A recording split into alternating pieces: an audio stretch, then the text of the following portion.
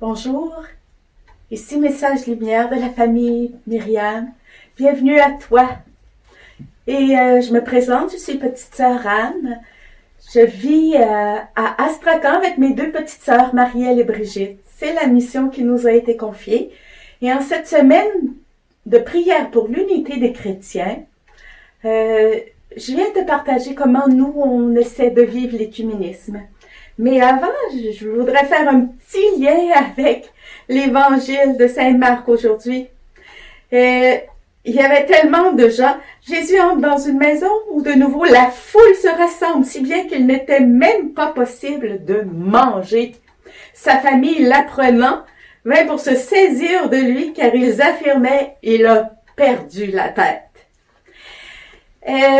Vous savez, la cause de l'unité, quand on regarde la situation objectivement, on pourrait se dire on a complètement perdu la tête d'espérer l'unité des chrétiens. C'est cause perdue humainement, mais le Seigneur peut le faire. C'est pourquoi le Seigneur est tout-puissant. Le Seigneur peut faire l'unité des églises. Sur mon tableau, on voit très bien les différentes églises, les églises protestantes, l'église catholique, l'église orthodoxe. L'Église orthodoxe, ce sont des églises chalcédoniennes, c'est-à-dire qu'ils ont vécu 7 conciles avec l'Église catholique. Parmi les églises orthodoxes, il y a encore des divisions, comme par exemple sur mon tableau, 6 différentes églises orthodoxes en Ukraine. En Russie, il y a l'Église orthodoxe de la Réforme, mais aussi les vieux croyants qui eux-mêmes sont divisés en deux. L'Église apostolique arménienne est une église orientale qui n'a pas participé au concile de Chalcédoine à cause de la guerre. À ce concile, on a affirmé les deux natures du Christ. On appelle les églises qui n'ont pas accepté ce concile monophysites. Mais de fait, il y aurait un problème de traduction qui fait qu'ils n'ont pas accepté ce concile. Je viens te raconter mon Pâques orthodoxe de l'année passée. Je suis allée avec une de nos jeunes paroissiennes qui était orthodoxe, puis qui a des amis parmi les églises orthodoxes. Puis, elle a choisi d'aller à une nouvelle paroisse, une nouvelle église qui est en construction, qui achève. Puis, on est allé ensemble avec notre prêtre, puis le frère franciscain.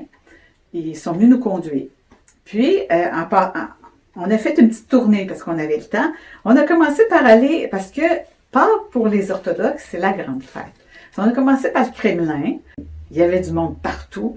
Les voitures, les stationnements étaient bondés. Les gens se rendaient vers l'église. Il y avait de la joie. C'était festif. Puis on est rentré dans l'église. Puis là, on sentait toute l'atmosphère. Il y avait des cierges allumés partout. On est rentré. On était comme chez nous. C'était beau. Puis ensuite, on s'est dit, on va aller voir une autre paroisse orthodoxe séparée. On les appelle les vieux croyants, pour pouvoir avoir un petit peu la différence. Alors, on s'est rendu, on est rentré. C'était plus triste, plus pauvre aussi. L'église, les tapis, on voyait les tapis étaient usés. Les gens, il y avait une espèce de nostalgie. C'était pas rempli, là. Le prêtre était plus âgé. C'était autre chose. On a prié un peu avec eux, puis on est reparti. Ensuite, on a dit, on va aller voir l'autre église orthodoxe des vieux croyants, parce que c'est rare que ces églises-là sont ouvertes, c'est rare qu'on peut rentrer dedans.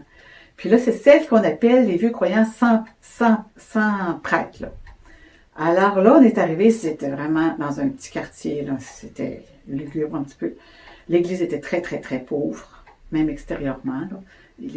C'était abîmé un peu. On est rentré, il a fallu cogner pour qu'on nous ouvre, parce que c'était verrouillé. La dame nous a ouvert en demandant qu'est-ce que vous venez faire ici. On a dit, bon, on est des catholiques, on voudrait fêter Pâques un petit peu avec vous, si vous permettez. Elle nous a laissé rentrer. Puis là, on voyait, il y avait une femme qui dirigeait les lectures, là.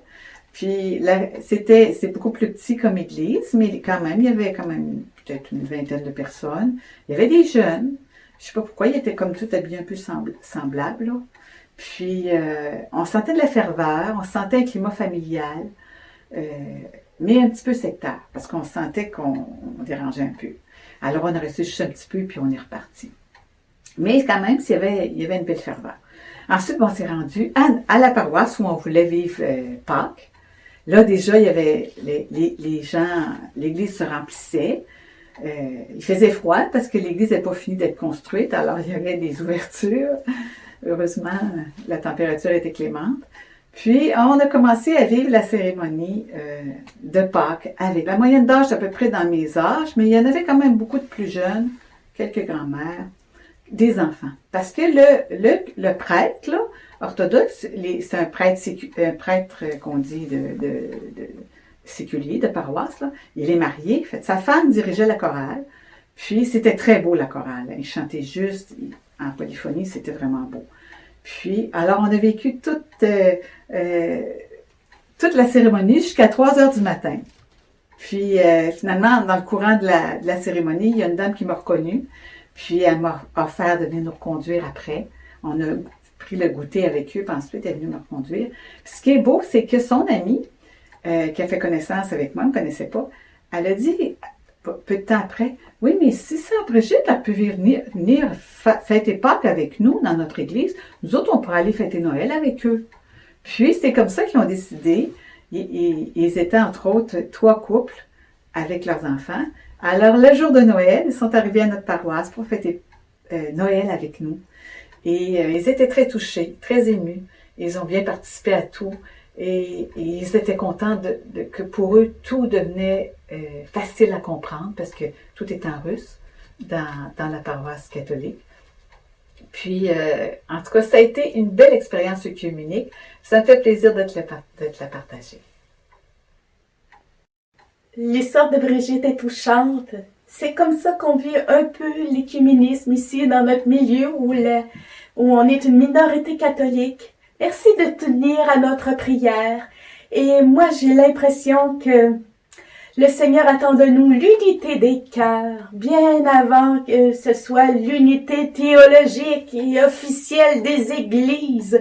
Le Seigneur attend de nous l'unité des cœurs. Quand nous ne ferons qu'un seul cœur avec les orthodoxes, avec les protestants, quels qu'ils soient, si le Seigneur revient dans sa gloire, il nous rend et constate que nous sommes un seul cœur, il nous bénira, il sera heureux de notre travail.